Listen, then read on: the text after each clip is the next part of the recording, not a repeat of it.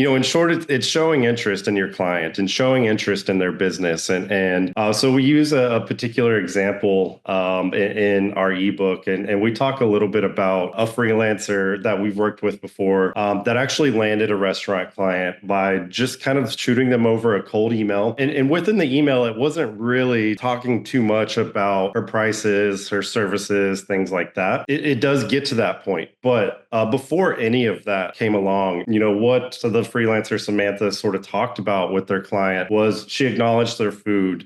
She acknowledged the product that they're offering, showed interest in the product, and then sort of used that to lean into how they can better market and how they can better bring visibility to their products. And the big thing was a lack of a website in general. There's a ton of small businesses out there that just generally don't have websites. And in fact, in sort of the modern way, this process is kind of flip-flopped. Whereas maybe 10 years ago, 5 years ago, building the website was the first step, and then you sort of establish yourself on social media, whatever it may be. And that's kind of changed a bit, where a lot of small businesses now, a lot of the clients that you guys are looking for are most likely starting on social media, and then the website is coming somewhere else along the process of them establishing their web presence. So a lot of these small clients may think that just being on social media is sufficient, when in reality, we know that's not true. It definitely helps, and it's definitely